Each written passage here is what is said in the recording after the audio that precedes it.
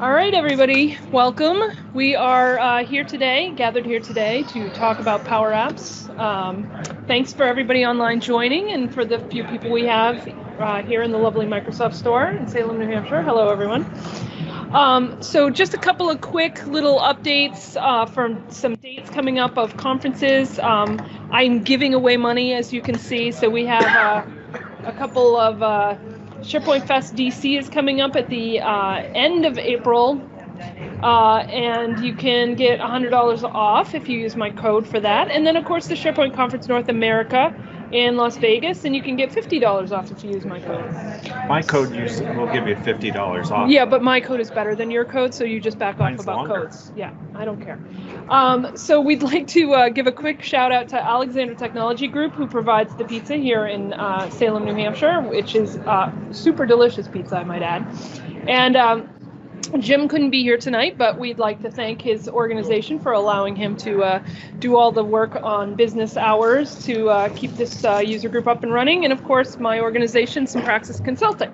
So without further ado, I'm going to stop presenting. I'm going to let Mark start presenting, and you can get to the real. No more ado? No ados. All right, so I've got to push a button. Yeah, you push some buttons. I won't I'm requesting control, Julie. Yeah, I think you have control. I'm requesting it. Hopefully you have control. You didn't get control, it says. Who knows? Who knows?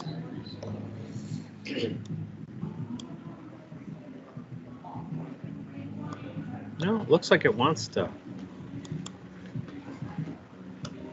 How's that? Oh, I have this here, but do you have that there? How's the user experience out there in the field? We'll wait till somebody says. Somebody can maybe chat up and say they've got you. All right, I'm just going to start talking. If we have a problem, Julie will come over and beat me up. Oh, Dave Warner says he can see. So All right, awesome. So, I'm Mark Anderson. We're here to talk about PowerApps.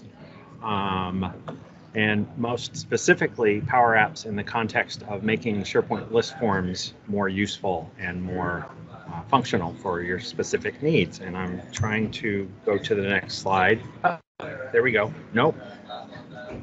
Bear with me.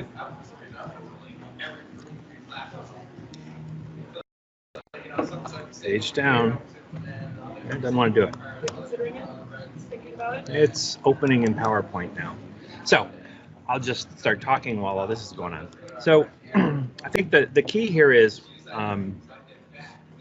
with the modern SharePoint list forms, we have some pretty decent looking forms, but they're just as basic as the old-fashioned SharePoint list forms, where you get rows of columns and labels, and you don't really have that much control over interaction between columns or different behaviors based on what people put into those columns for values and things like that.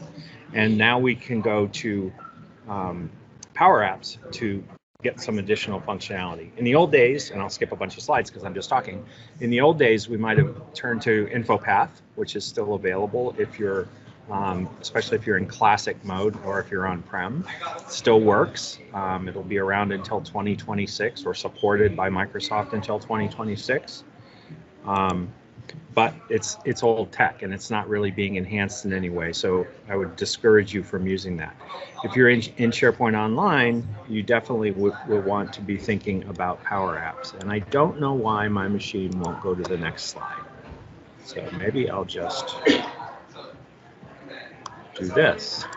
This is sort of weird. There we go. All right. Could have been operator error, but I won't admit it. Okay, so I'm Mark. I work with Julie, and our company is Praxis Consulting, and we're based in the Boston area. I know we have a couple people on the phone from further away, but I won't talk about myself anymore. Like I said before, we've used InfoPath in the past. We've used things like my SP Services library to enhance forms, where we could do things like cascading dropdowns and displaying related info from other lists. You might have used Hillbilly Forms from Mark Rackley or his Stratus Forms. Those are two other options. that worked in Classic, and I think he's working to get Stratus Forms working in Modern as well. And then there are a lot of third-party tools. You can buy Nintex Forms, for instance. You can invest money in another third-party tool set that will do forms development for you. But I really think PowerApps, since it's part of the Microsoft ecosystem, and you can do other things besides working with SharePoint, I think PowerApps makes a lot more sense. So like I said, out-of-the-box forms are not bad, but they're, they are what they are. The sort of the timeline that we're on, I think we're sort of into the middle level of maturity here. I mean, these dates are pretty far back at this point, but PowerApps actually was built by the Dynamics team and has been around for longer than we've sort of been able to use it in SharePoint. It was built by another team, so while it works with SharePoint, it's not as SharePoint aware as we might like, and you'll see some examples of why I think that in some of the demos and stuff that I'm going to do. I'm just going to go quickly because people would rather see demo anyway, right? But the slides, if you're interested in this stuff, I think some of the things that I've got on slides here, the reason it's on the slides is so that I can give them to you, and you'll have some little code snippets that you can use to replicate the kinds of functionality that I'm talking about. So just like with customizing our old classic kind of SharePoint list forms, we can create new forms, edit forms, and display forms. So if you've thought about the difference between those three kinds of forms, that'll serve you well when you're using PowerApps. We can change the form factor, so we can think about sort of what size and shape do we want the form that's associated with a SharePoint list to look like. Sometimes we only need a little form sort of off to the side, which is about the same size as the default form. Sometimes we want to take over more of the screen because we've got a more complex form, or we've got things that we want to step people through. So that's nice. We can have some control over sort of the form factor and how it looks. And then when we build these forms, they just replace the out-of-the-box form. So if somebody clicks the new button, they'll get the PowerApp form. If they click the edit button, they'll get the PowerApp form. This is just a page that shows how you can select the form factor. I'll show you that live in the demo. There's an object that gets added to PowerApps when you initiate the process to create a new form for a specific list, and it's an important sort of object to understand. It's called SharePoint integration, and it shows up along the left side of the left side of the PowerApps screen, and it's got some properties in it that you want to be aware of, because they allow you to do things in the context of SharePoint that regular PowerApps, freestanding PowerApps don't have. And some of the things that freestanding PowerApps have that seem like they would make sense in the SharePoint context don't actually do anything. So like an onload function in the PowerApp sort of general sense doesn't do anything when you're initiating a SharePoint form. So these three properties, on new, on edit, and on view, are important as we're working with SharePoint list forms, because they do special stuff for SharePoint. And don't worry about the code that's in there. I'll show you what that does in a few minutes. We can use the same form for all three types of actions: a new, an edit, and a display. Or we can decide we want to create three different screens. They're actually called forms and then screens. But it's sort of up to us how we want that to work. So we have really full control over what happens when the user clicks one of those buttons. There are a couple of sort of side things they can do that sort of sidestep the PowerApp, and that's a little unfortunate. I'll show you that if I remember. If I don't and you want to see it, remind me. So we can use custom code like I show in each of these SharePoint integration events, which is a great thing to be able to do. I always think about, I try to think about things in little atomic units, and I find that when people are working with forms, these are some of the most common things that they want to do. And I know that from years ago, from doing this stuff with SP services, you know, things like cascading dropdowns is just a very common thing to want to do. So, you know, one of the things I see that people make a mistake with when they start with a new tool set, if you've been using PowerApps for a while, you probably have learned this, but when you try to build the whole thing in one go, and you end up with something that doesn't work. So what I always suggest is that you fire up the tool, you try to make a single change, you know, add some conditional visibility, or not and, add some cascading dropdowns. Do one thing at a time, go back and reload the form and make sure that that works instead of, you know, we see this in the forums a lot too. You know, somebody says, well, I've done this huge bunch of code and it doesn't work. And the first thing that we try and say in the forum is, well, get rid of most of that and start again. And then that's the debugging method. Well, PowerApps is no different. So if you think about adding these kinds of atomic pieces of functionality to any form and just sort of do them one by one, I think you'll be in better shape. And I think if you learn, you know, these 6 are probably not the full list of what everybody would ever want to do, but I think that there's some of the more common things you might want to do. So if you learn these, you'll probably be able to start putting together some pretty nice forms. So what do I mean by some of these? So conditional visibility is a pretty obvious one, and this happens a lot in any form where you've got something like, if you check a box, then you show the other field, and you ask them, well, what's the other value? That's the classic example. My demos have to be a little more interesting than that. So I've got sharks and algae and stuff. I'll show you how all this fits together. It actually does. So with conditional visibility, there's a visible property on any control in PowerApps. And if you set it to false, the thing is not visible. If you set it to true, it is. So in this case, that little sharks toggle over there is called has sharks underscore data card value.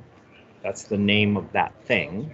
And what I'm saying in the properties of the little shark count card is if has sharks data card value dot value, so that's a property of that object, is true, then let's show the little count thing. Otherwise, let's not.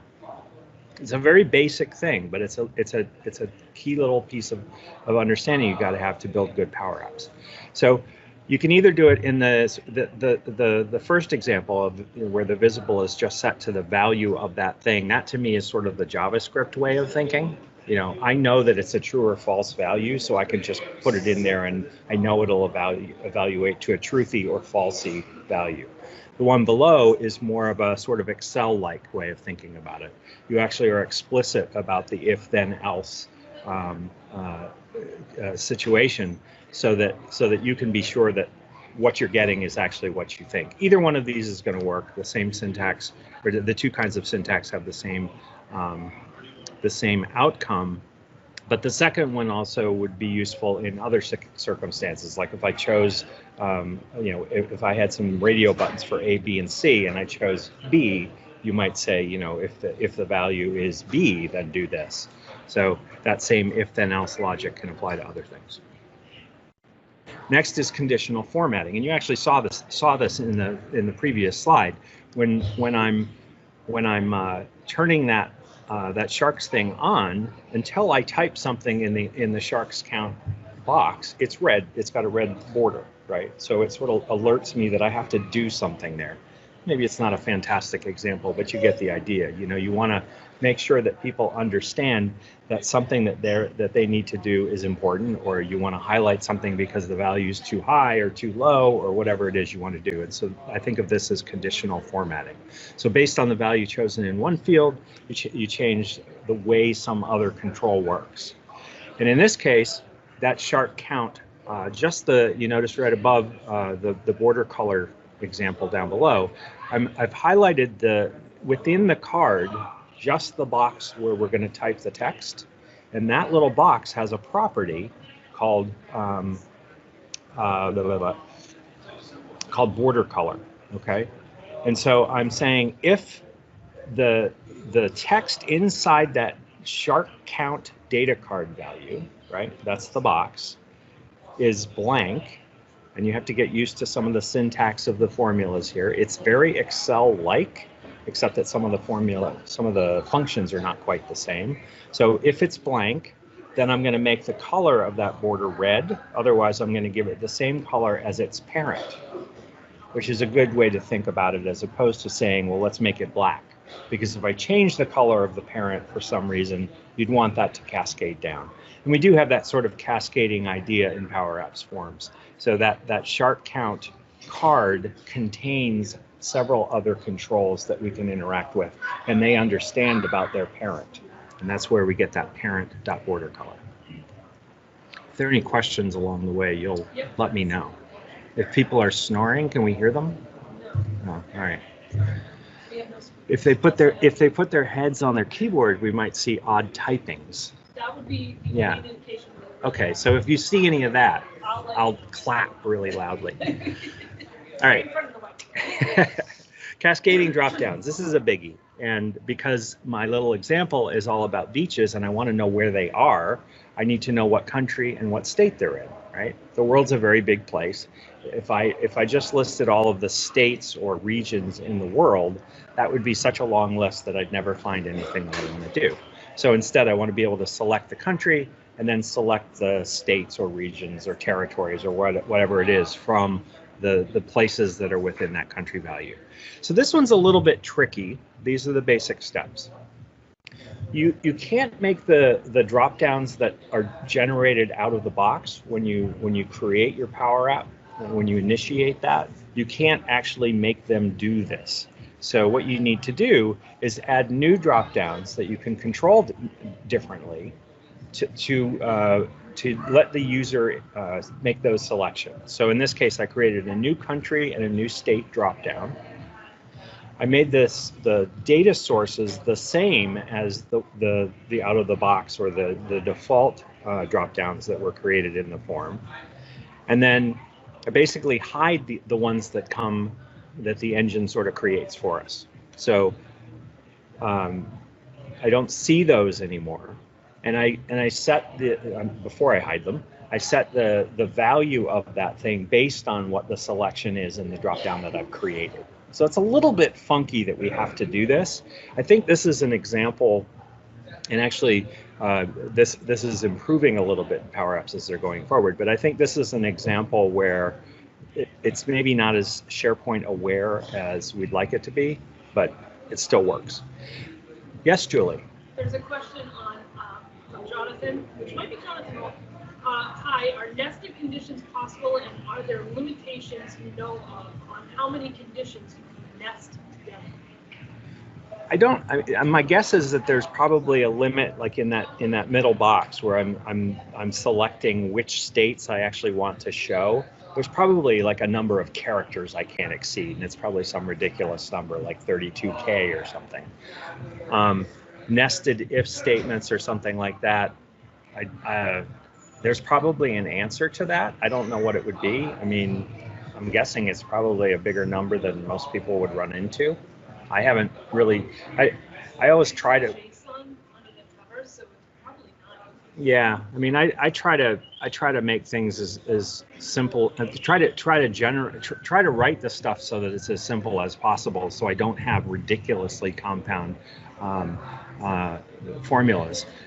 In an example like this, if you had like cascading dropdowns, and I know this from SP services, if you have 12 things that all depend on each other, you only have to care about them depending on the one above them, right? So you don't actually have to nest 12 sets of ridiculous if-then-else statements. You can just do the one above it, and then they all sort of flow down.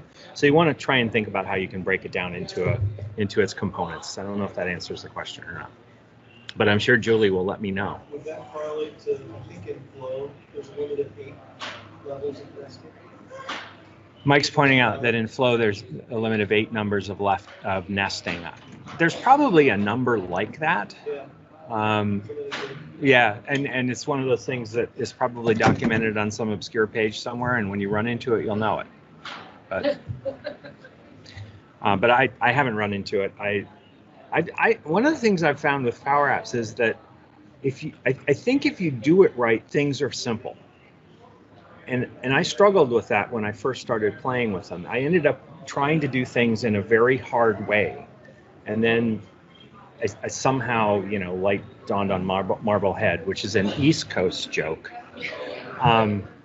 And I started to see things in a more simple way, which is part of the reason I think it's important to look at these things as atomic units, right? As opposed to trying to look at one really complex form and try and think, well, I'm going to need this ridiculous formula, because the actual interactions of things can be much simpler when you think it through. So when you're doing that in Flow, there's design considerations because you pay per run. So you right, with Flow, sure. Yep. Is there anything similar now? No, you just have it. Okay. I'm not aware of any unit cost of any type with PowerApps. Yeah, I mean, you can do things in PowerApps like call Azure Functions, or you can call a flow. So then you're stepping out into areas where you actually pay by use. But PowerApps itself is just there. Yeah. Let's see. And so probably the last thing I should mention on this slide, in the middle section where it says data, that's where I'm taking the state's data source and I'm filtering it based on the value that was selected in the country, right? So I'm saying, let me filter the state's data source based on the country.id so the country in the state's source equals the country dropdown, which is the name of the country dropdown up above, .selected.id. That's sort of JavaScripty. Not totally, but you're starting to think about objects and their properties and their sub-properties. So some of the objects that you have on the screen are actually complex objects. And the other thing that points out that I will tell you at the end if I remember to go to that slide is give the controls on your forms that you're actually doing stuff with better names, because they're going to be created with names like card value 1. Not really all that helpful. So when you generate the form, you're going to get card value 1, card value 2, card value 3. Give the things that you're going to use in formulas or that you're going to actually think about better names that mean something to you, and leave the rest of it alone. I'll show you that as well. I love to use imagery of any kind if it's helpful. I mean, we don't need little pictures of flames like we used to put in MySpace, though they were really cool. But when you're having somebody put in an address and you show them a picture of the map of that address, that's actually very helpful because they're getting some visual feedback. Is this thing that I typed in correct? And so I like to use things like maps or colors or little stoplights, red, yellow, green. All of that sort of thing can really make your forms much more usable, and I think they lead to better data. This is the same stuff I've been talking about with forms for 10 years. The nice thing is that PowerApps gives us good tools to do this. So in this example, I've got a big long string that basically goes out. I've set the image value to a string that goes out to Bing Maps with some parameters in it, and then brings back a static image. And PowerApps knows how to handle that because an image is coming back as a JPEG and it just sticks it in the page, which is pretty cool. And then I think wherever we can, we've got this form that's doing some imagery stuff, but let's bring that imagery stuff back into the views of the list so that we're starting to build a almost visual vocabulary with our users. We're trying to give them a way to think about the text, but also the fact that the images actually have something to do with each other. This is the map that shows me where that beach is, or this is the thing that shows me how I feel about the number of sharks that are in the water here. When you want to pre-populate a field, you can use formulas. So for instance, if I have a plain text field, just a label, and I want to put a value into it, I can build these nice formulas. So this is an example that I'll show you again in the demo, but it's how I build up, when I'm putting in the address, the city, the state, the country for how to find a beach. I can also display that as one big long string. And so that's what I'm doing in that first example. And then that's the value that I'm actually passing through to Bing Maps, because they need the whole address, not just pieces of it. So just like in most of these controls, we can use formulas to glue things together in ways that make it useful. In the second bullet, I'm talking about data from another data source. So I have a collection for beaches, and I'll talk about how collections work.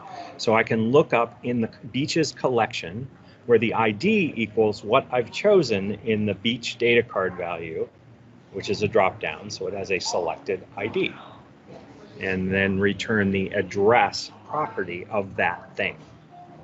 So these formulas, this kind of stuff can get a little messy, but again, if you name things correctly and you try and start very simple, I think you can usually accomplish what you want to accomplish. If you want to pre-populate columns that are lookup columns or fields in PowerPoint that refer to lookup columns. Lookup columns are complex objects in SharePoint. They've always been complex objects. This is not a PowerApps thing. But every time that you have a lookup column that looks up from one list to another, what happens is it remembers the ID over in the other list, the list you're looking up into, and then the string value of that thing, and that's what's stored in the item where you've got the lookup column. I think the value is actually stored because way back they had efficiency problems, and so just having the ID, which would be the key, the foreign key, right? That should be enough, and then you just go look it up. But I think that they started storing the strings because they had problems making it work. So anyway, we have this complex thing that we have to use to set a value because of that structure that's in the lookup column in SharePoint. So the piece at the top, that OData type Microsoft Azure connectors SharePoint SP list expanded reference. Don't remember that. Take this and stick it in a notepad somewhere or OneNote somewhere, and you'll just know that that's something that you need to have. And then you specify the ID of the thing and the value of the thing. And that is what I'm using to set the default on the right side in that little screen snippet. And I get to choose whether I'm going to display the value or the ID. But again, this is the kind of thing where this isn't so connected to what SharePoint is. I'm going to display the value, right? I don't really care about the ID. So I can set that in those drop downs below.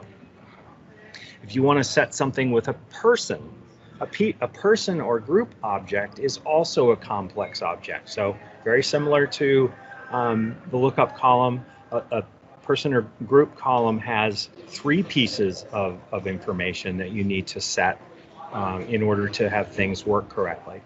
Again, it's got a no data type. You don't care what that is, but you're going to need to have it somewhere. Microsoft.azure.connectors.sharepoint.sp list expanded user.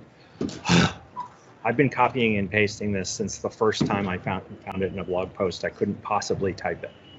And then for each user, you need to know their claim, which is a way to identify their account, their display name, like Julie Turner, and their email address. And that's usually the email address in the context of the tenant where you're working. The claims thing is the weird thing, and you sort of just have to accept that it's there.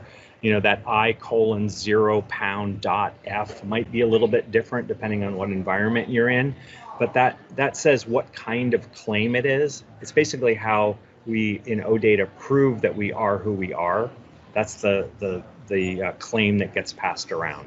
You don't really have to care why it looks the way it does. What you care about is the fact that you have to know which user you're talking about, and you need to know their email and their full name, because those are the pieces that we're gluing into that formula.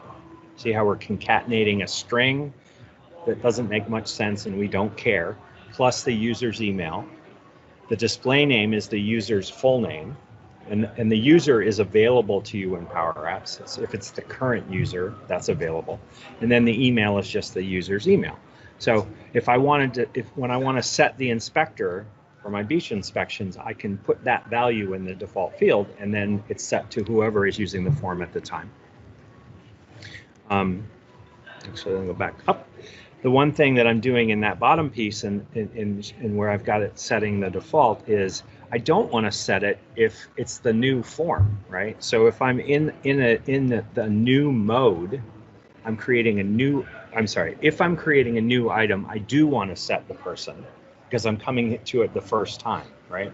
But if I've already been there, if I'm editing the thing, or if I'm just looking at it, if I'm doing a view, then I certainly don't want to overwrite whatever the person put in the first place. So I just make sure that I'm not doing that. So there are times when you have to make your formulas a little bit more complicated. You can actually edit multiple lists, and I spent way too much time making this animation work, and I'm just going to skip it because I can show you how it really works. It's good when I need to fill more time. Okay. When it's a 75 versus a 60? Yes. Gotcha. Okay, so that's it with the slides. Let's go over to the browser. Yeah. I thought you were becoming invested in slide review. Oh, I can do that. I do that. Okay, so I have this is a modern team site in Office 365, which will load very shortly in my browser. Okay, thank you. Most people don't realize it, but Simpraxis has a sideline. We also do beach inspections for municipal. We love a beach. Yes, we do love a beach. We make Todd Clint do most of them because he lives in Iowa, because it sort of makes sense, right? So this is a silly example, but it actually stole it from Mike Fitzmaurice. He used to use it to show how workflows might work in a situation around beach inspections. I just thought it was a fun thing to do. So we have some really basic lists. You know, we have things like states and regions. Well, actually, let me go to countries first. So I have the full list of all the countries in the world, and they're listed there. I even have the continent for some of them, but I'm not using that for anything. I have the states and the regions, and each one of those items has a lookup column to the country. So that's how I know the relationship between the state and the or territory and the country. So those two lists let me understand that stuff. Then I have a list of beaches. So these are the beaches that Simpraxis has been contracted to inspect. And you know, if you have any beaches you need inspected, we're always looking for good business. So every time I go to a conference, I add a beach from that particular locality. So I have an odd one in Galveston that's showing up first. I have some in Australia. So the idea is that I might want to just create a beach. So this is the new form. I click the new button on the beaches list. And you'll see when you get that blue thing in the spinner or a purple thing in a spinner, and they sort of happen at different random times and I don't know why, then you're getting a Power App that you've built. That's sort of the hint. If you see that little spinner, you'll know that it's a Power App. So there's my custom form. But how do you get to that? Like, how do you initiate that thing? How do you decide you want to go from a classic list form or the out-of-the-box list form to a Power App? Well, I have another list here, and I'm going to have to check the settings because I forgot to do that earlier and make sure that I don't have a Power App associated with it, but that's a good thing to know. So if I go into the list settings and I go into the advanced settings, the form settings, back. The internet here is a little slow. So you go into form settings in that list. You can see what kind of form construct is happening in that list. So in this one, you can see I'm using a custom form created in PowerApps. That's one of the options here. And I can go straight to PowerApps to work with that thing from here. I can see the versions and usage, which I'm not going to click on because I don't really care. But here I'm going to switch it back to use the default SharePoint form. That's how the first couple times you work with PowerApps, you're going to go into PowerApps and you're going to do a whole bunch of stuff, and you're going to realize that what turned out might not be so great. This is how you get rid of it so your boss doesn't get mad at you. You go in here and you say use the default SharePoint form, and it sort of resets things. Making that selection would be just against everyone. You know I don't do that. And actually, sorry? David Warner said nice list. Thank you. So it's actually hard to do the dev production thing with PowerApps. So it's a great point. Thank you, Julie. You can't build a Power App in one site collection and then associate it with a list in another. You can sort of do it, you can export it and import it, but it's clunky and it doesn't really work the way Julie would want it to. So you're basically building in place.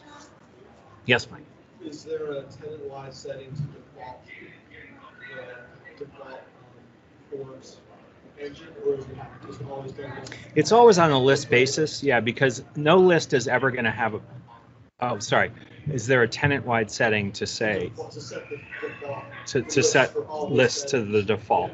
No, because the only time you would ever have it set to that Power App setting is if you've created a Power App there, right? So it could make sense at the tenant level to just say, that guy Rudy, he's made all these Power Apps and we want them all to go away. Right. But I think that's an edge case. Recently, I went in to edit a list form, and it just opened Power Apps by default. Like it was the default editing experience. I hadn't created a Power App to do that. Mike thinks he's seen a ghost in a machine.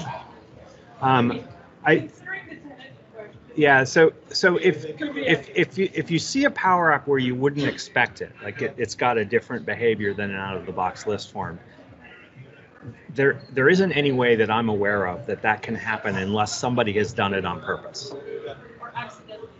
Or accidentally without realizing. Yes. Right. So actually, that's a good point.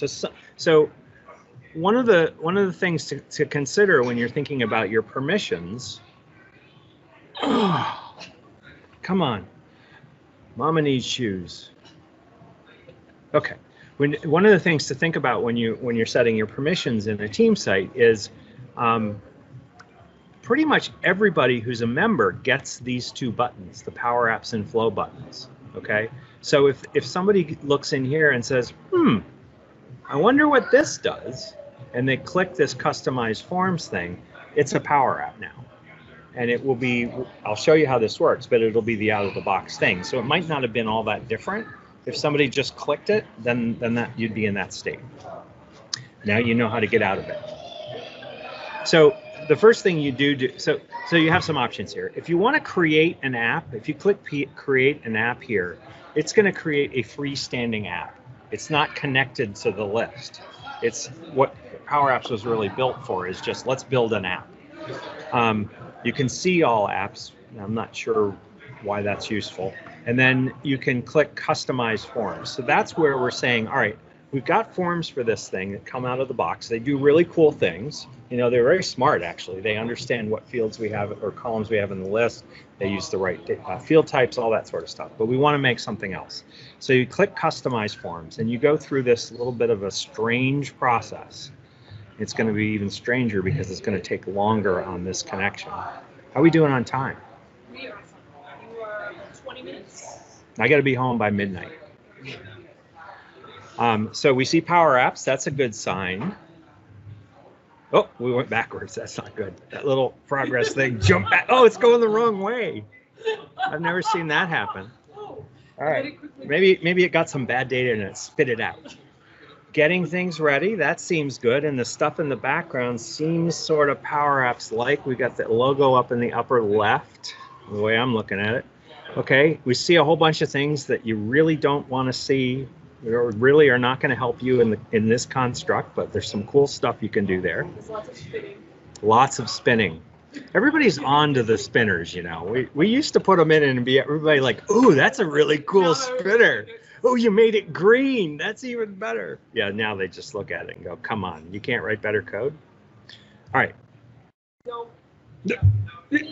Okay, so I haven't touched anything except pushing that button. And now, all of a sudden, we're in Power Apps. Note the URL up here. I wonder if I have... I don't know how to do that.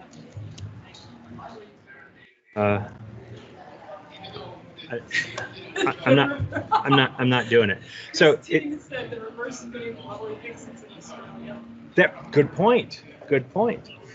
We took videos of that when we were in Australia, and it's not really true. At least we couldn't find a perfect enough bowl. Never mind. All right. So the URL now is create.powerapps.com. So we're actually over in PowerApps land. We're not in SharePoint anymore. That sort of freaks some people out. If you have a security person sitting near you, don't bring this up. Don't say it out loud, because you're actually now you're in a cloud service, right? So you're in an ecosystem of products that work together. But you notice that, and again, I haven't clicked anything since this opened. But what's happened is the PowerApps has come up. It's pre-configured a PowerApp for me using the Beach's new list as its data source. It's put the columns on the screen that it thinks would be useful. It's not always right, especially if your list is a little more complicated. But if I did save this, that would be a useful form. It looks a little bit different than the out-of-the-box one. You'd get that sort of different startup thing. You'd get what Mike saw that he wasn't quite sure was why it was there. But that would work. It's a fully wired up, different form for your list. But odds are you're going to want to do something, because otherwise you wouldn't have pushed that button, right? But here's that SharePoint integration object that's important to know about. It has no properties. Isn't that helpful? That's a blank screen. There's nothing there. Everything you want to know about it is in the advanced tab, okay? Because the other stuff is just, there is nothing simple, right? And this is where we decide, when somebody clicks that new button, what do we want to have happen? Well, we're going to say it's a new form, and we're going to use the SharePoint Form 1. See that? SharePoint Form 1, there it is. Okay, so you see it names everything in really, really helpful ways. They actually have fixed this a little bit. They prefix with the name of the column, which didn't happen as of like, I don't know, 3 or 4 months ago, I think. It was like data card 1 underscore data card 1 or something. It was not very helpful. So at least you get a little bit more of a clue. And then each one of those objects has things within it. So here's the title. That's its card. Right, so that's this guy. It has a star visible. That's what SharePoint would use to indicate that a column is required. It's visible or not based on the required state. There's a little text box where it can show error messages if there are any. Like if you didn't put something in that title and you clicked save, it would say this field is required or something. I'm not exactly sure what it would say. It would say live assertive, I think, whatever's in that variable. Then you have the field that actually captures the value. So that can be, in this case, it's a very simple field. It's just a text box. It's very, very simple because the title is just a single line of text. And then it's got this data card key, which is actually the label for the thing. And that comes from the name of the column, but here you could change it. So if you didn't want to call it title, you could type in something else and it would pick up a different value. So here you're sort of off at the races, and you can start to make whatever changes you want. For example, here it's showing me attachments. Well, I don't have attachments for my beaches, so there's no reason to have that. So I can highlight that, and that's all I'm doing there, and then hit delete, and it's gone. So it's just not on the form anymore. That doesn't mean the list can't have attachments. It just means that in the form that we're working with, there's no more attachments field. So I can't do anything with that in the form that I've created. So if I'm just going to go back to SharePoint to show you sort of the cycle here. So I'm saying back to SharePoint, I click this thing up here, and it's saying, do you want to save or publish or don't save? This sounds stupid, but pay attention when this screen comes up. There are a couple different variants of this depending on where you do the save. Like if you go to File and Save, it looks a little different. Make sure you're clicking the right button. It's bitten me a few times. What's that? Exactly. Why is that red button the one that's most obvious to click on? So some stuff happens. Again, PowerApps seems to like to flash things on the screen while it's thinking. And then we're going to be back at the list. Okay. So remember, this is not my main beaches list. This is the one where I'm just showing you how things get wired up. So there's a question for Christine. I don't know the answers. Maybe I joined late, so apologies if you've already covered this. Does the environment where the PowerApps reside, using the SharePoint list as the source, have a common data source? That's a really good question, because I keep getting emails from Microsoft telling me that we have to upgrade our CDS. So you can build. PowerApps has connectors to any of these things, and common data service is one of them. Yes, common data service is one of the things you can use in conjunction with PowerApps. It's sort of this. It's the engine behind PowerApps. It's one of the engines behind PowerApps. So. So I think the answer to her question is yes. Yes. So you can actually create different environments in PowerApps. That was one of the screens I didn't go to yet. And so we have the Simpraxis Consulting environment, because that's what happens out of the box. But we could create another one, like the HR environment, so that all of the forms and stuff would go into that one. And it's actually where I think the way that's manifested is it's the database in the CDS that actually contains the stuff. It's complicated, and I talked to Shane Young about this, and he said you don't have to care about it. But I think you do once you get to a certain point. I think the average user who's customizing a list form is not going to worry about it. Okay, so I'm back in my list. I click the new button, and this is what the form looks like now. Obviously, it looks different. The font size is way too small. That was what PowerApps guessed at. So probably the next thing I would do is go and fix those labels and make them bigger. So it's not a perfect process. And also notice, for some reason, it's all squished up here. I don't remember seeing that before. Maybe that's a new feature. But once you've started with this, you're going to want to sort of go further.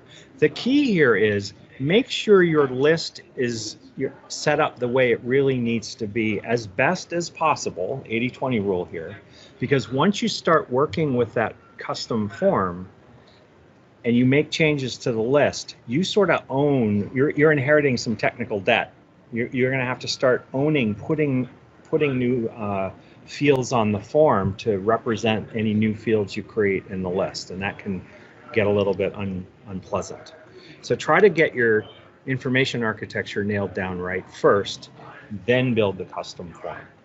If you think about it, that makes sense anyway, because why do you need a custom form unless you've got a reasonably well thought out information architecture and you understand how those fields have to relate to each other?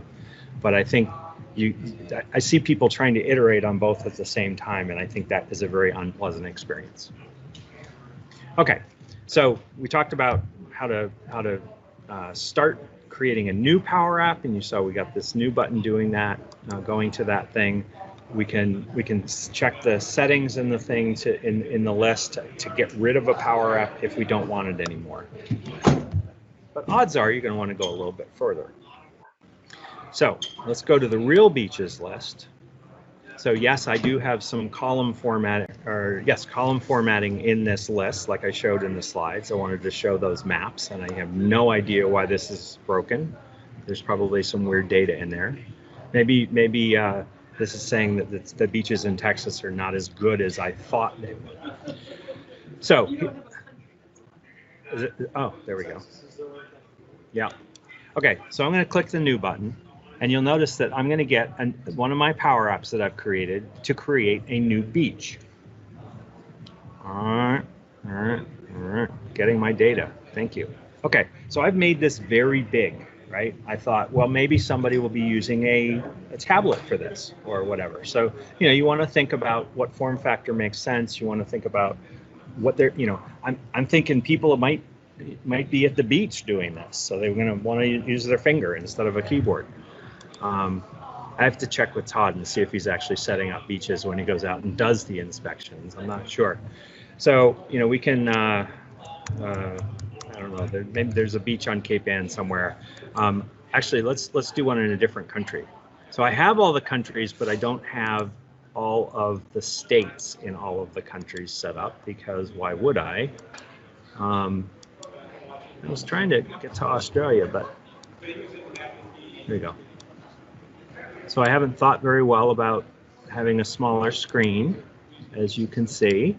But no, I switched it to Australia, and obviously I've got different states. So that's the cascading drop downs working. You notice the text label that's over here toward the bottom right? That's changing as I make changes in the settings, right? Because I've got that formula in there that's gluing together the pieces of the text. And I don't know where there's a beach in there, but you know, Main Street in most towns probably works. Look at that. So Bing Maps is trying to do something with that address, and it's landing near Wilson Corners, which is not a beach. It's probably in New Hampshire somewhere. So I find that when I pass an address to Bing Maps that doesn't make much sense, it tends to give me something that's very local, but still doesn't make sense. And I didn't build it so I can zoom out. So I'm just sort of stuck with saying, I don't know where Wilson Corners is. There's one where I grew up in Howland, Ohio, but I don't think it's that one. So if we you know, have a good address, you know, and my thinking here is, okay, we're going to put the beach in so that we can do beach inspections there, right? It's pretty important for the beach inspector to be able to find the beach. Todd's not very good at using maps, so, you know, the GPS stuff, right? So by putting the map in there, you know, if he's going to do the beach inspection with his phone, he can see the little map on his phone to help him get there. It ideally would show him where he is and how to get there and all that sort of stuff, but this is the simple approach. But this is also helpful because I can decide as I put in the address, you know, that doesn't look like a beach to me. I'd better change this, right? So rather than doing Australia, actually I know where I'll do Bondi Beach because I know where that is. I already have it in here, but it's in Sydney, and it's in, actually, we do Queensland. No, see if we can get it somewhere near. There it is. All right, so not a great resolution, but anyway, you see the point, right? And I made the top border have a sand-like color. You got that? But you know, I think it's a good idea to use some sort of color, some sort of visual cues here, right? The map is cool for that, but also useful. And then I've also put a footer down here. I think that when you're creating your own PowerApps within your organization, come up with some sort of convention where you're giving your PowerApps a little bit of brand, not necessarily to give it pizzazz, but to give it information that tells the person using it, this is one of ours. This isn't call Microsoft when it's not working, it's call me. And you could put a link in the footer that's the help for this form. You know, you could do all kinds of things there that would actually be useful. I've seen some people try to make their PowerApps look so much like a SharePoint form that no one would know that it was custom and no one could pin it on them. So then how do you support that? So I think having a little bit of branding is a good thing. So I can set up a new beach. That's pretty cool. New beach, not nude beach. Those are also available if you want to put them in here, but I don't have a field to delineate that.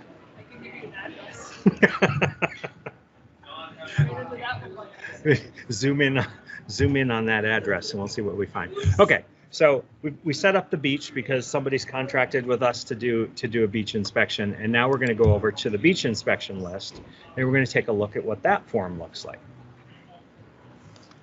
A little bit of loading thing. Usually this is quicker. Maybe if you're at the beach and the cell service is bad, it'll be slow. All right, so the first thing we want to know is where are you? You could set this up so that it looks at the GPS and finds the beach that you're closest to. You can do that sort of thing in PowerApps. I just haven't tried to wire that up. So let's say I'm going to Bondi Beach. That's the actual correct location for Bondi Beach. So I see the map down here, right? And we always have a title we don't know what to do with, right? So like 2019 Q1 inspection, right?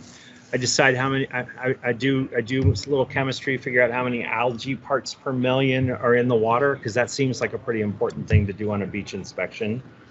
I couldn't think of much else other than how many sharks are in that water, right? So do you see any sharks? Yes. No. Yes. And you notice that little shark image is actually changing color. And that, again, just sort of a visual cue. You know, if you've got that red there, that means there's something that you care about, right? Red in Western societies means danger, so I used red. Got to think of your audience. So I saw 5 sharks. Actually, let's see 25 sharks. And I can save that, and it's going to land in the list. And it's a Bondi Beach inspection, so it just showed up right here. And you'll notice that I also have some of that list formatting, or sorry, column formatting going on that David's probably clapping about some more. So, you know, the fact that I saw sharks is useful, right? Like, so I can skim down through these and I can say, oh, no sharks there. That was a good one or bad one, depending on how much drama you want. What? He gave you a smiley. I got a smiley. It was more impressive the first time he saw it. So obviously I'm carrying, now he's bored. I'm carrying the imagery across from what I'm using on the forms. I think that's actually really helpful. So do we have sharks or do we not? And then the shark count, I've also, you know, changed the color based on what the number is. So, you know, the form doesn't need to show me red, yellow, green, but showing it in the list view is sort of helpful. I can sort by how many sharks there are, and larger to smaller, and all of those will be not colored correctly because my formulas don't work. Oh, wait, take it back. I was looking at the algae. So, you know, the higher numbers are the ones with highlighting. So I think that's good. Try to think about your list view and your forms as actually being a little bit of it's like a mini application in a sense. So you can tie the two together. Another thing. So I send Todd out to do a beach inspection, and he gets to a beach. He's like this. He'll just go to some beach and want to inspect it, right? So what if he wants to actually add a new beach while he's there, right? So he goes to a beach. It's not on our list, but he talks to the guy and he says, "Can you inspect our beach?" Well, you notice that we're in the context of the beach inspections list, but I've wired up that little plus sign to open a separate form. It's a separate form separate screen within the same Power App, connected to the beaches data source, so the other list, and I can actually add a beach from here. I'm just going to call it test and I'm going to give it some underscores so it shows up at the top. I don't really care what this is. It's in California, and I'm going to click the save check mark. Now that thing is available to me in that beaches dropdown. So I've created an item in a different list, and I've repopulated that dropdown based on the contents of that list now that it's changed. So now again, we're starting to see that you can start, you know, you can really start to think about applications, right? You know, I need some reference value. It's not there, so I'm going to go into this other screen. I'm going to add it, and then I'm going to come back, and it's going to work. You can't do that with lookup columns in a list. It just doesn't work. So that's a really helpful thing to be able to do. Julie's taking a picture of that, so that must be really important. Okay. So this is the beach inspections form. Let's go into PowerApps. I click the Customize button. And remember, depending on permissions, lots of people may have the ability to click that Customize button. So you want to think about what permissions you want on lists and libraries to allow people to the content necessarily structured.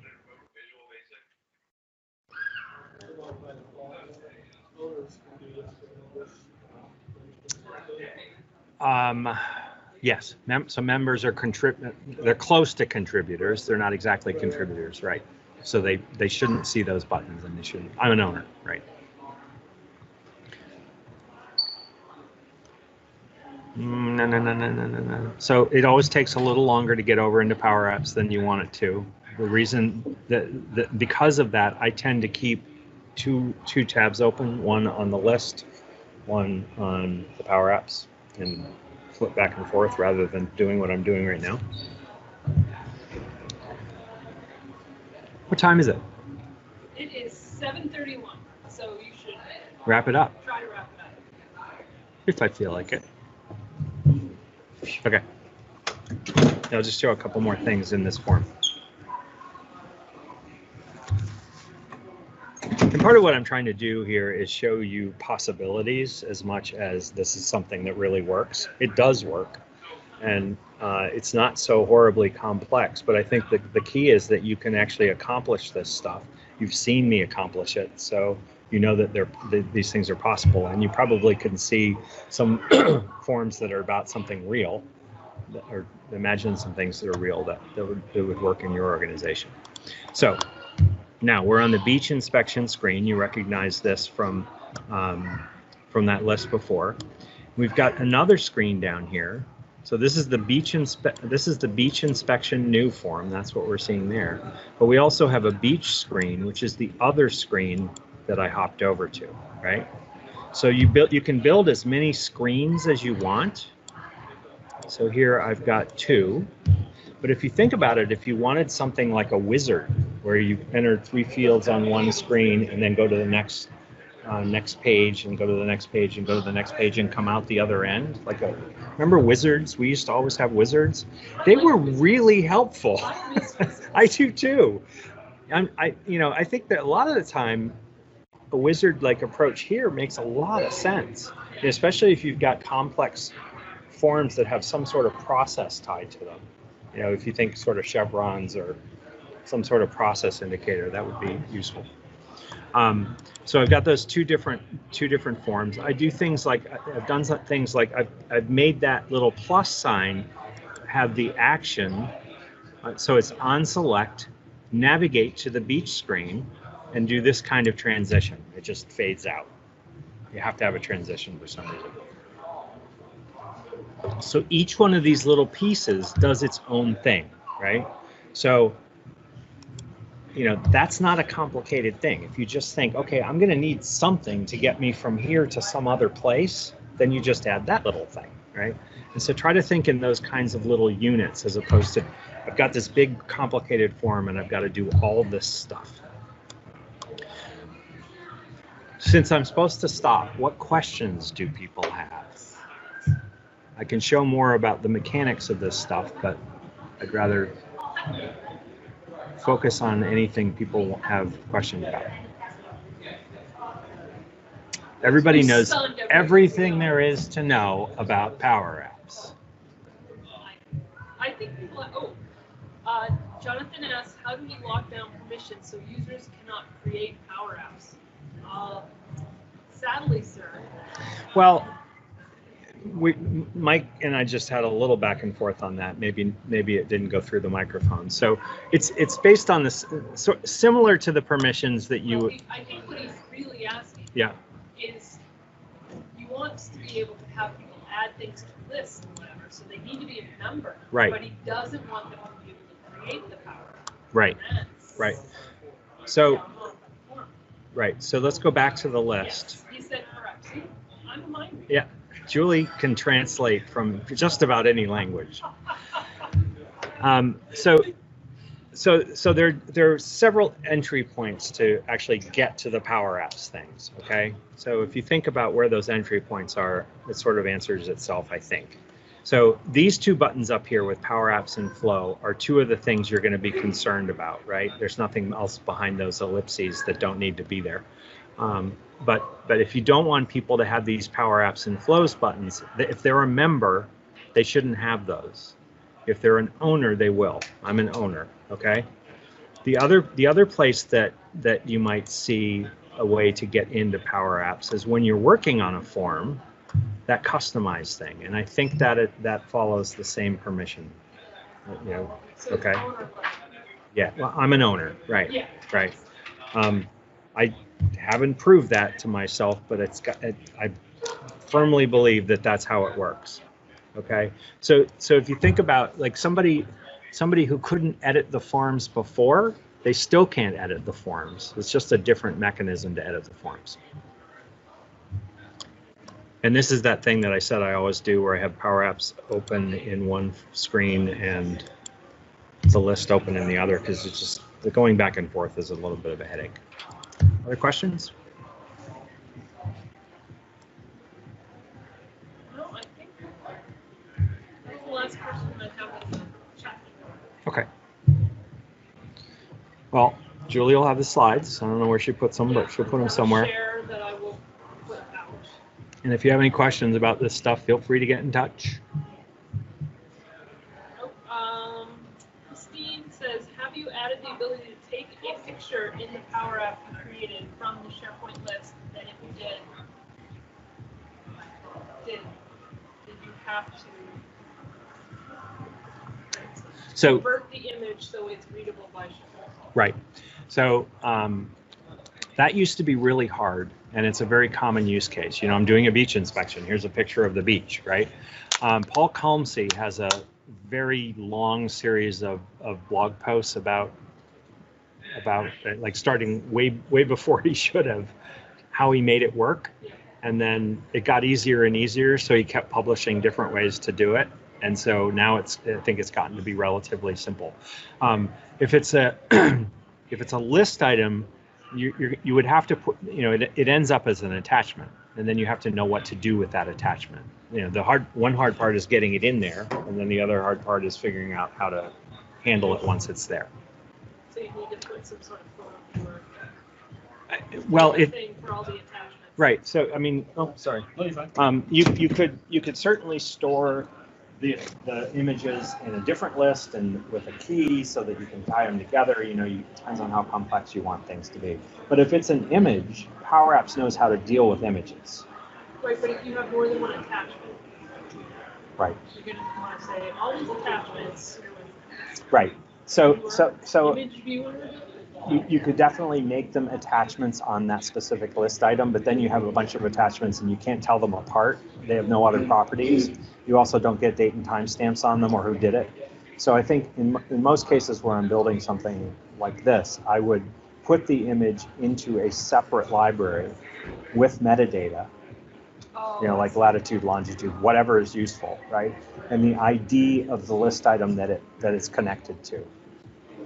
The trickiest part about that is you don't know the ID until you save the list item.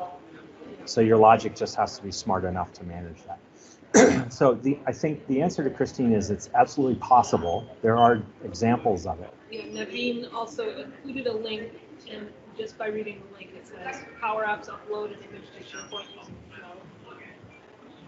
Flow. Some of Paul's tricks were using Flow and Logic apps, and there are lots of complex ways to do it. So PowerApps only works right now with lists. They've added the ability to deal with attachments. They haven't got it working yet with document libraries, but I think that's imminent. I mean, or image. So you'd use Flow. Yeah. So Flow is another part of this toolkit. You know, the Power Platform they're calling it now, and you have to think about sort of how you can use the two together in some cases when things get a little more complicated.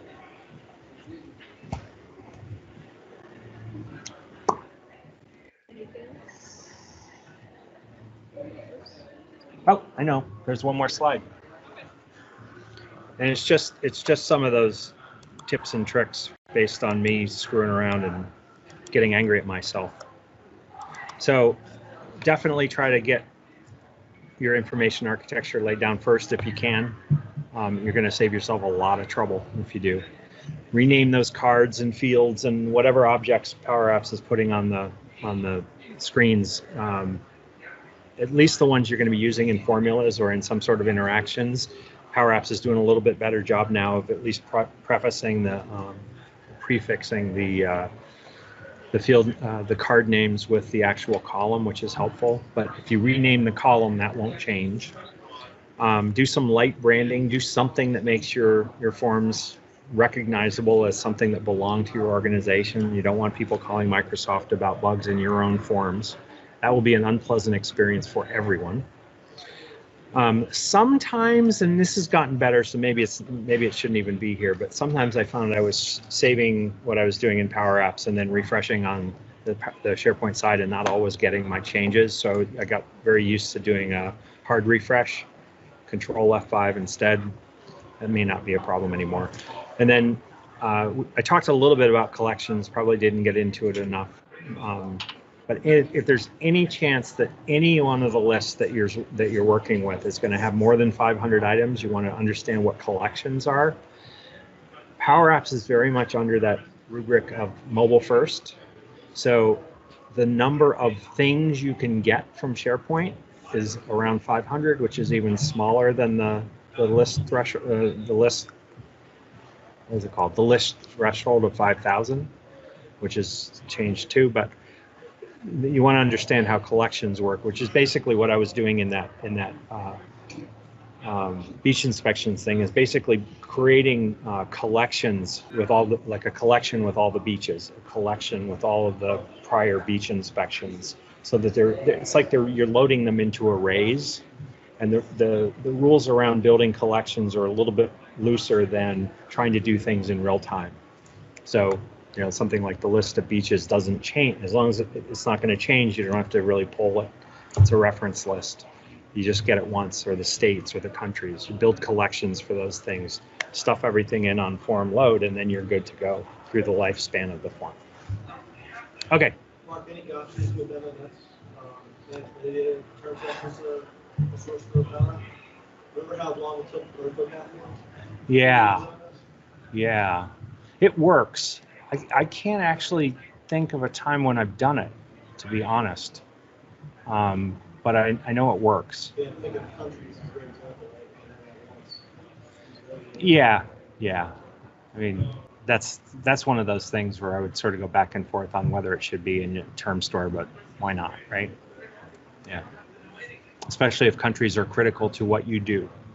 Sure. If you're the UN, you want countries in your term store. Christine said, have you experimented With what? components? Have I experimented with components? I have not. Those are sort of new, right? She was in Shane's PowerApps. Yeah. Oh, well, then she's got all the questions. Well, if Shane didn't tell her, then why should I tell her? I'm wondering the same.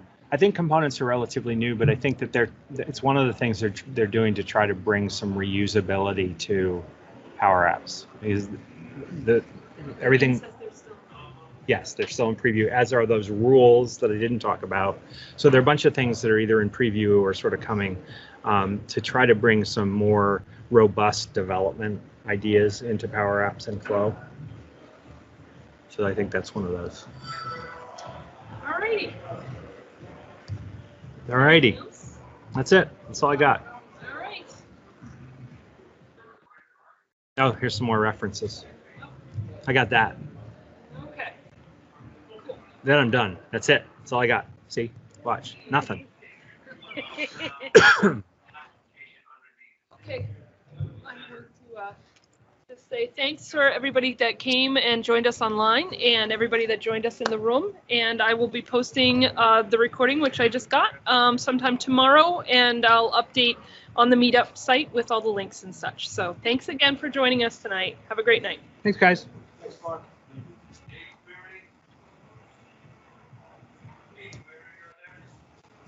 I have to stop sharing my screen.